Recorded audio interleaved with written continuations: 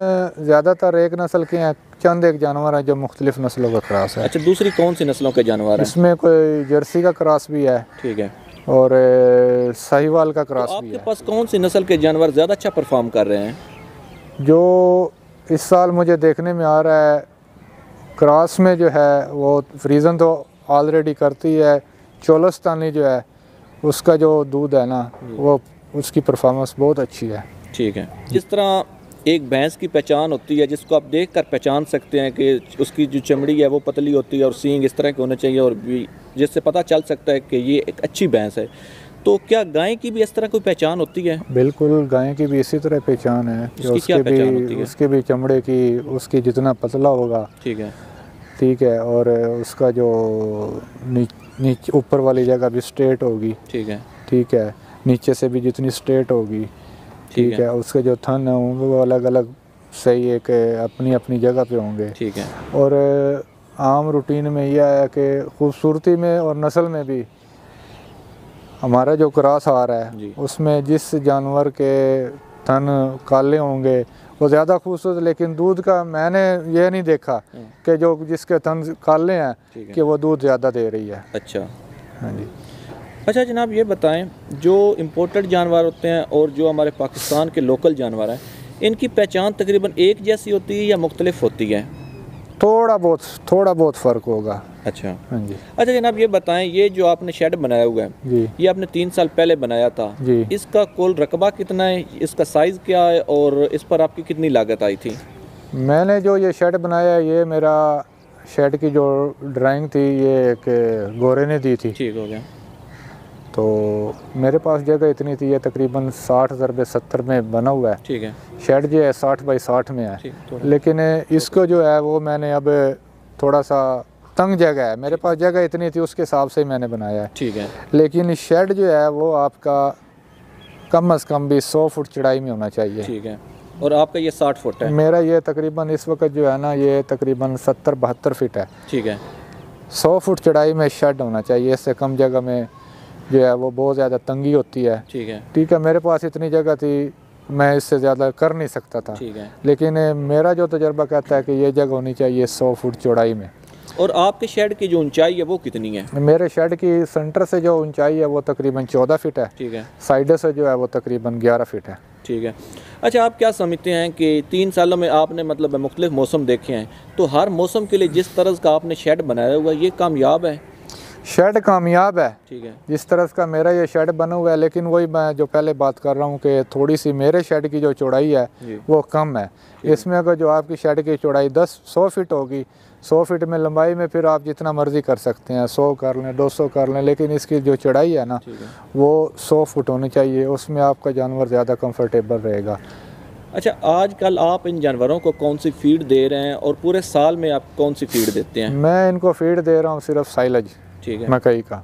ठीक हो गया। बाकी इस मौसम में कुछ 1-2 माह के लिए बरसन जो है ठीक है, वो काश किया वो देते हैं। ठीक है, मेजर सोर्स जो है वो साइलेज ही है। ठीक है। तो बाकी मतलब 2 महीने के अलावा आप इनको सब्ज़ चारा नहीं खिलाते? नहीं, सब्ज़ चारा नहीं। अच्छा, जब आप इनको सब्ज़ चारा देते हैं जी और साइलेज देते हैं तो इनके क्या मतलब है, मिल्क कैपेसिटी में फ़र्क आता है? मिल्क कैपेसिटी में फ़र्क तो आता है, ठीक है, क्योंकि जो बरसम है उसका जो प्रोटीन लेवल है वो ज़्यादा है, ठीक है, उससे मिल्क प्रोडक्शन बढ़ती है। ठीक है, लेकिन उससे मिल्क प्रोडक्शन बढ़ती है, लेकिन उससे उसका जो दूध का जो SNF है ना, दूध की जो फैट है जी, वो कम हो जाती है। ठीक है।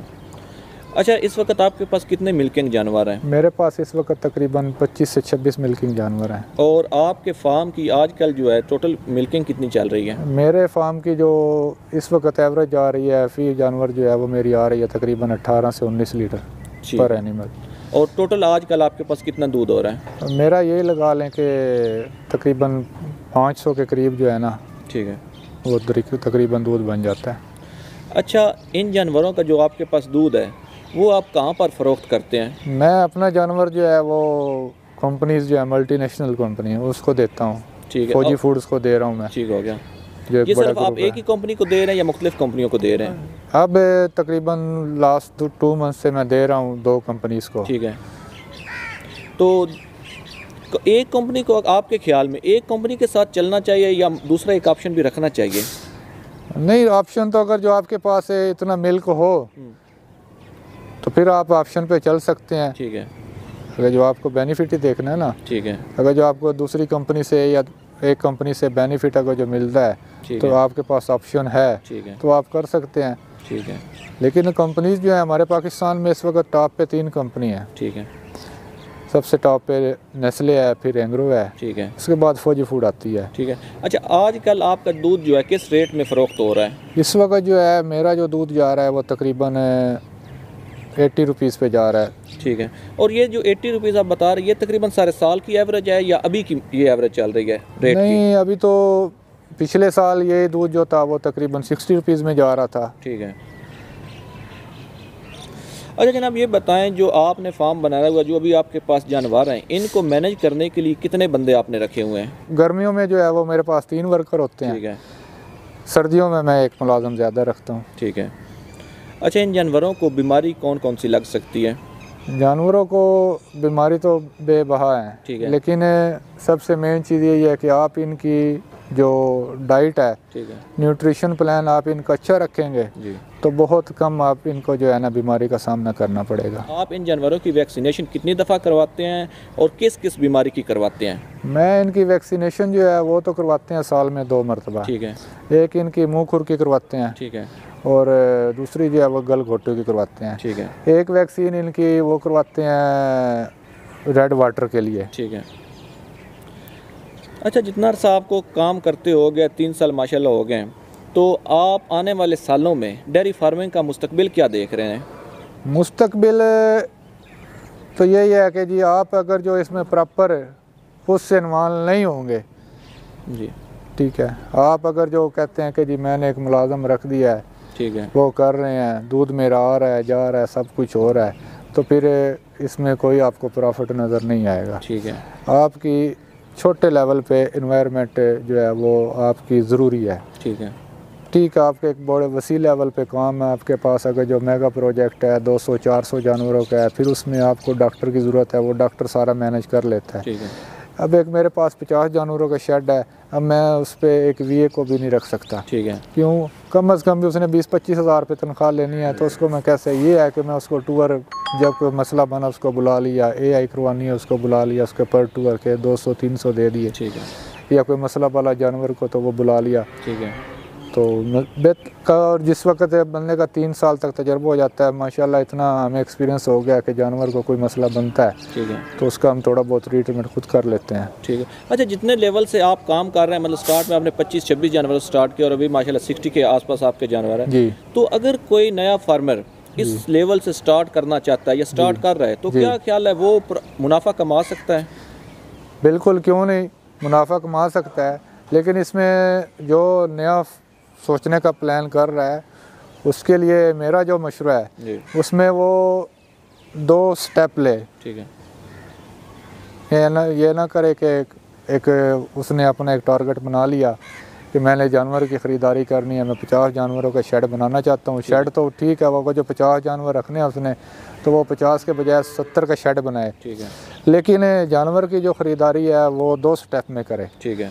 वो एक स्टेप में करेगा, वो जानवर काविंग में आएंगे, दूध देंगे, फिर वो प्रेग्नेंट का सिस्टम ऐसा होता है, वो फिर अक्सर हमारे जो फार्मर हैं वो इसी वजह से इस शोबे से रिलेटेड होने के बावजूद वो कामयाब नहीं हो पाते। क्यों? वो इसको स्टार्ट करते हैं, जब स्टार्ट में जानवर सारे वो दूध देते हैं, वो प्रॉफिट आ रहा है, सारा कुछ आ रहा है, वो 6 माह के बाद दूध नहीं आता, फिर वो कहते हैं कि ये क्या मसला। इसलिए मेरा जो मशवरा ये है कि जानवर जो हैं, अगर जो आपने 50 जानवर ख़रीदने हैं तो 50 जानवर 2 टाइमिंग में ख़रीदें। ठीक है। पहले आप 25 जानवर ख़रीदें, ठीक है, 6 माह 8 माह के बाद फिर आप 25 जानवर ख़रीदें, फिर आपका जो सारे साल का जो सर्कल है वो चलने लगेगा। फिर आपको उसमें महसूस नहीं होगा कि ठीक है आपको प्रॉफिट कम लगेगा, लेकिन एक सारे साल का जो सर्कल है ना वो आपका चलने लगेगा। ठीक है।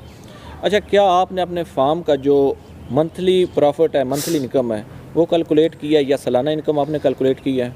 इसमें मेन जो चीज़ है कि हमारे पास अगर जो आप देखते हैं कि जानवर का जो प्रॉफिट है, आप नेट कैश में अगर जो आप देखते हैं कि हमें कितना मिल सकता है, वो नेट कैश में आपको प्रॉफिट मिलेगा, लेकिन मिनिमम मेन आपका प्रॉफिट यही है कि मैंने 24 जानवर डाले थे, उसमें उसी वक्त मेरे 2 जानवर एक्सपायर हुए।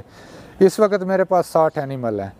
तो उस वक्त मेरे वो 25 एनिमल थे या 24 थे, आज मेरे पास 60 हैं। उस वक्त जानवर की कीमत 2.5 लाख थी, आज ये फी जानवर की कीमत 3-3.5 लाख रुपए है। इस वक्त मेरे पास वो 60 एनिमल हैं। ठीक है। तो असल मेरा प्रॉफिट वो है, असल जितने जानवर आपके डबल हो चुके हैं वो मेरा प्रॉफिट वो है। ठीक है। अच्छा भाईजान, बहुत शुक्रिया जनाब, आपने अपना कीमती वक्त दिया और उम्मीद है ये जो इंटरव्यू है हमारे नाजरीन के लिए भी फ़ायदा मंद होगा। जनाब आपका बहुत शुक्रिया। अच्छा दोस्तों, आपने डेयरी फार्मिंग के ऊपर मेरी वीडियो देखी, उम्मीद है ये वीडियो आपको पसंद आई होगी। मज़ीद अच्छी वीडियोस के लिए मेरे चैनल को सब्सक्राइब कर दें और साथ बेल आइकन प्रेस कर दें। इसके अलावा आप मुझे इंस्टाग्राम पर फॉलो करें और वहाँ पर आप मुझे बताएं कि आप मेरे आने वाली वीडियो किस टॉपिक पर देखना चाहते हैं। आपका बहुत शुक्रिया।